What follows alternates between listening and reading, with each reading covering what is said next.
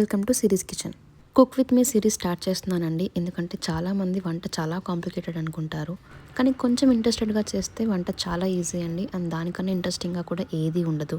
కుదిరితే ఒక్కసారి ట్రై చేయండి, మీకే అర్థమవుతుంది. ఈరోజైతే నేను నా ఫేవరెట్ టొమాటో కర్రీ చేస్తున్నాను. టొమాటో కర్రీ చాలా టేస్టీగా ఉంటుంది, కానీ అందరికీ ఒకేలా అయితే నచ్చదు.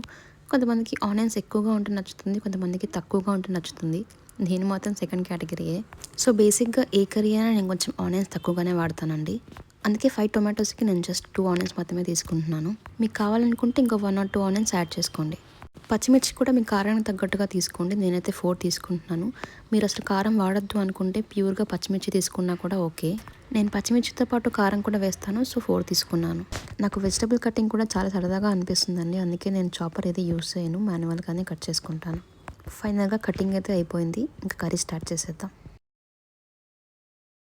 టొమాటో కర్రీకి కాస్త ఆయిల్ ఎక్కువ వేస్తే చాలా టేస్టీగా ఉంటుంది. నేను మాత్రం కొంచెం తగ్గించే వేస్తున్నాను, మీకు కావాలంటే వేసుకోండి.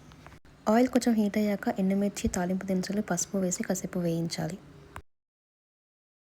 ఈ పోపు అంతా బాగా వేగాక కట్ చేసి పెట్టుకున్న ఆనియన్స్, పచ్చిమిర్చి వేసి మధ్య మధ్యలో కలుపుతూ ఆనియన్స్ బాగా వేగే వరకు వేపుకోండి.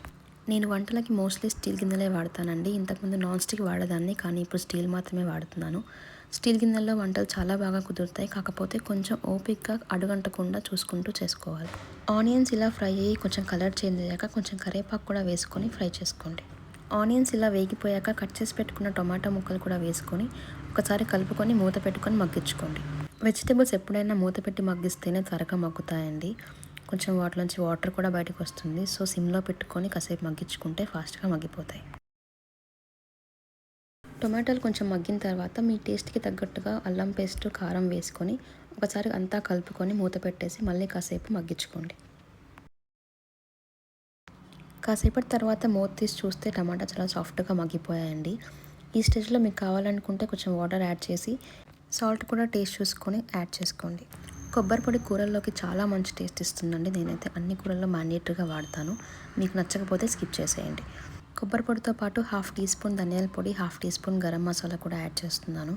చివరిలో తరిగిన కొత్తిమీర కూడా కొంచెం యాడ్ చేసుకొని అంతా ఒకసారి కలుపుకొని 2-3 మినిట్స్ సిమ్లో ఉంచుకొని స్టవ్ ఆపేసి ఇంకా దింపేసుకోండి. ఇలాంటి ఈజీ అండ్ టేస్టీ రెసిపీస్ కోసం నా ఛానల్ని సబ్స్క్రైబ్ చేసుకోండి. Thank you for watching.